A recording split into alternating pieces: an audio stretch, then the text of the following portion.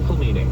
I'm Toby Kerr. The winter storm also cut into some out-of-town travel plans. Over 30 flights at YVR canceled today. Dozens more delayed, including some upcoming trips tonight. It's mostly regional flights, so roughly 30 to 35 flights out of about 650 to 700 flights. Other parts of the province also dealing with this wintry weather. Cancellations for Portland and Seattle, too, leaving travelers we spoke with stranded for most of the day. We were supposed to leave at 9 this morning, and we're leaving at 7 this evening. We had to change airports. 10 hours. Vancouver is not very prepared like Kelowna is, but both airports really were very good prepared for the snow. At YVR, Mary Cranston, City News. News 1130's Martin McMahon is speaking with those at BC Ferries about the decision to cancel all sailings on the major routes and the Sunshine Coast. With powerful gusts forecast all across the strait, BC Ferries will not go ahead with major sailings, including those out of Tsawwassen. Here's Deborah Marshall with BC Ferries. We have been in consultation with meteorologists. They have explained the situation for this afternoon, and I know they were discussing it with a couple of our marine superintendents. Some of our captains have been involved in the decision, so it's just the prudent thing to do is to wait till these high winds pass through. This is potentially a problem that could continue into Thursday, so check conditions before you head to the terminal. I'm Martin McMahon. Yeah, another wintry night for sure. We'll check that 5-day forecast for you coming up with Michael Coos right after the 7:21 traffic. 7:06 right now in downtown Vancouver, and it's a lot warmer than it was this time last night, if you can call -4 downtown warm. An arrow with 2 bags of meth attached to it has been found at a prison in Abbotsford. Altogether, the street value of the drugs is around $7,200, according to Correctional Service Canada. It says the arrow was discovered by prison staff at the Pacific Institution last Thursday. The police have been notified, and an investigation is underway. Some quick work by Burnaby RCMP has seen a number of dangerous weapons taken off the street. According to the Mounties, a speeding vehicle with 3 guys inside was stopped by the detachment's community response team when one of them told the officers he was carrying a knife. The search found the knife, a can of bear spray, but after giving up the weapons, the men were allowed to go. A short time later, police stopped a different speeding vehicle on Kingsway and found the car's owner had a criminal history. A search of the men inside the car turned up a knife and a replica airsoft pistol. Again, the cops seized the weapons and the men were allowed to leave. New information's coming to light about the high-profile murders of Canadian billionaire philanthropists Barry and Honey Sherman. Over 2 years after their deaths, Toronto police are now saying Barry and Honey Sherman were murdered within hours of arriving home. Homicide Inspector Hank Idzinga confirms to 680 News after considering a number of factors that were uncovered during the investigation. His detectives have determined the Shermans were murdered on the Wednesday. Their bodies were not found until 2 days later, on Friday, December 15th of 2000. Drawn to others who hate Christianity. And therefore he had a natural drawing towards Islam, because Islam is an enemy to Christianity, and Muslims hate those who are involved with Christianity, generally because of their religion. Now, during that time, they didn't call it so much Islam or Muslims. They called themselves Mohammedans, Mohammedism, taking on the name of Muhammad. Later, after converting back to Christianity, I don't know if he really converted back, because I don't think he was a believer in the first place. He later became a believer. The Bible says that he went out from us because he was not of us. So he came back to the Christian faith and became a true believer. And there's a person, a friend, who was responsible for that. Who was his friend? A man, a name you've heard of, I'm sure. Francis Scott Key. Francis Scott Key converted John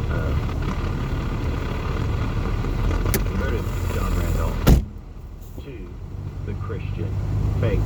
They were good friends.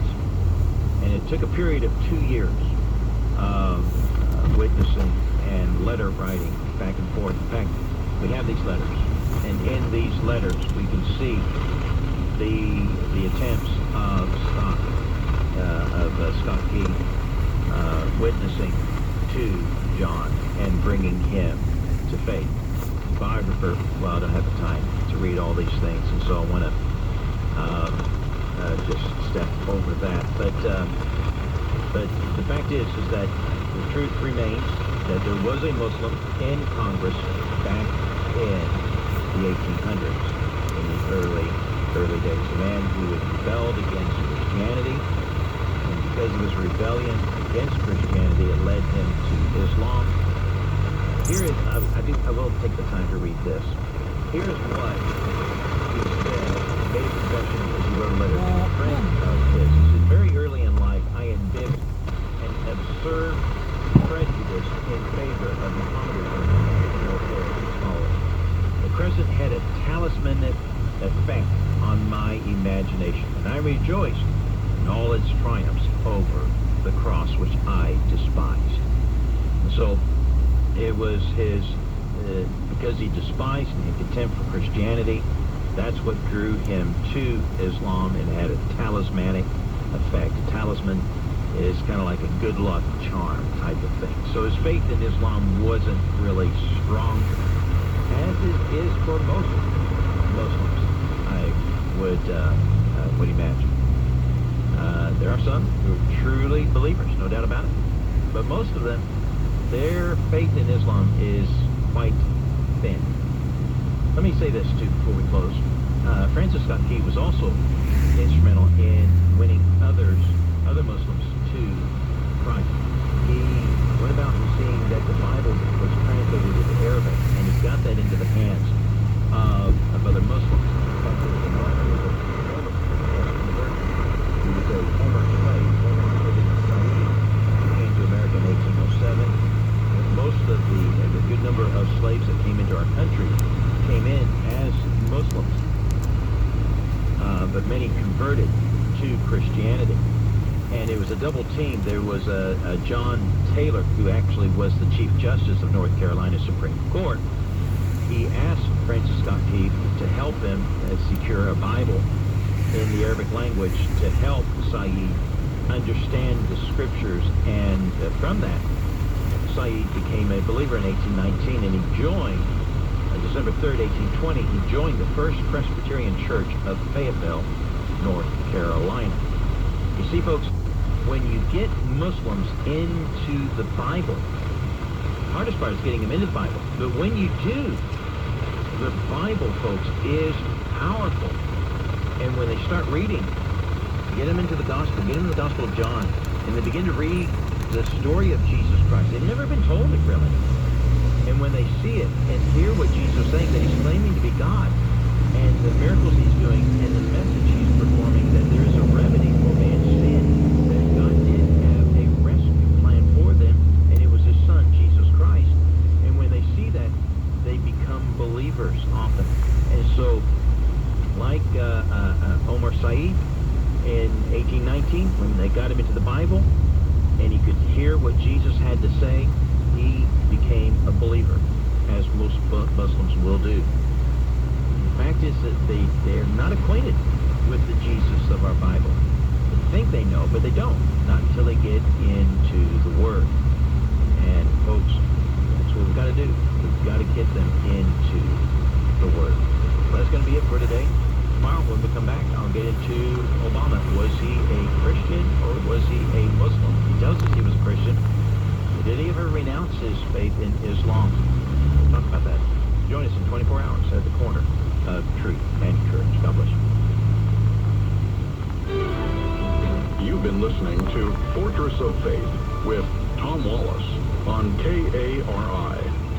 This is a listener-supported broadcast, and we invite your participation to spread this message across America. We also invite you to visit our website, fortressoffaith.org. Thank you for listening, and don't forget to tune in Monday through Friday at this same time. The preceding program was sponsored by Fortress of Faith. Is your life unsettled, in turmoil? Have you ever wondered why? Here's Adrian Rogers. It is absolutely imperative that you be certain about the Bible. You'll never get much of anything else settled until you get that settled. I'm Chris Fabry, inviting you to join us for Love Worth Finding with Adrian Rogers.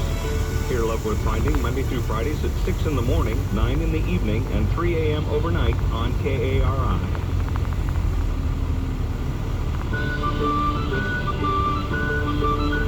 Presenting this week's story, Rescue in High Places, Part 1. King Ahasuerus admired himself greatly.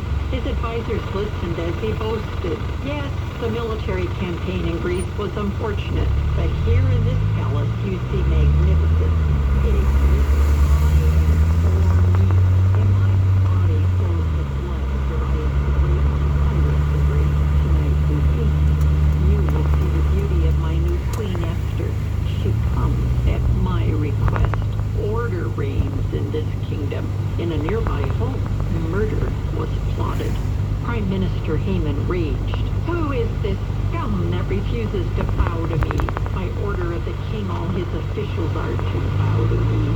Each day as I enter the palace gate, Mordecai is there.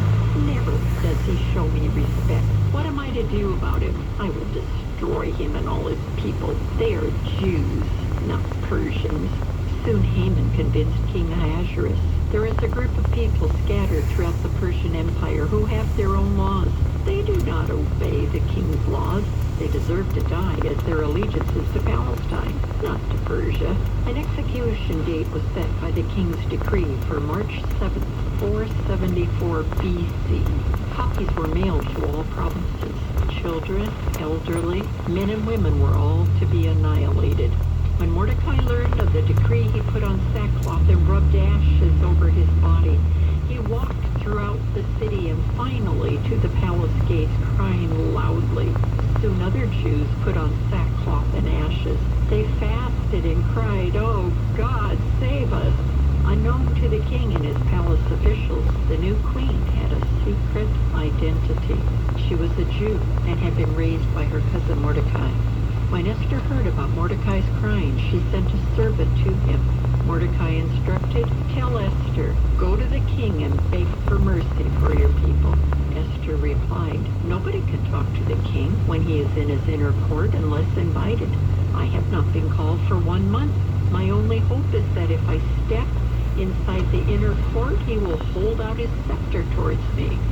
Mordecai cautioned, "Do not think that because you are queen, you will escape. If you keep quiet, help will come another way, but you and your relatives will die. Perhaps you were chosen to be queen so that you might help in this time." Esther answered, "Gather the Jews in the capital city of Shushan and fast for 3 days. My maids and I will do so also. Then, even though I break the law, I will go to the king. I am willing to die." 3 days later, in her royal robes, Esther entered the inner court. When the king saw Esther, he held out his gold scepter for her to approach him. "What do you want, Queen Esther? I will give it to you, even if it is half of my kingdom." Esther spoke, "Your Majesty, would you and Haman come today for a banquet which I have prepared for you?" The king and Haman went. As they drank wine, the king asked, "Esther, what is it that you wish?" "Your Majesty, if you are pleased with me, tomorrow come with Haman to another banquet I will prepare for you. Then I will explain." As Haman returned home, he passed Mordecai, who again ignored him. Haman went home furious. "All honor which the king and queen give me means nothing if Mordecai can disrespect me." His wife and friends suggested, "Tomorrow, before you eat with the king and queen, set up a gallows for Mordecai's hanging. Get the king's permission for the death sentence, and then enjoy your meal." In the morning, Haman went to the king for official business as prime minister. To his great horror, his plans were ruined by unexpected events. Next week, we will return to the story of rescue in high places. This is Barbara Steiner with a story from the book of Esther in the Bible. Please check out thisweekstory.com. This week's story is sponsored by Barbara Steiner. Hi, this is Mel Weeb from International Christian Response Canada. I'm here to inform you of the persecution that many Christians are experiencing today. I trust that you will join us in praying and caring for these brothers and sisters. Our website is christianresponse.ca. Our email is mw86@telus.net, and our phone number is 604-836-4546. Today I'd like us to pray for Christians in Bahrain. Bahrain is in the Middle East. It's in the hot spots of the world. It's a totally Muslim country. Bahrain is isolated and very cut off from modern living in the modern world.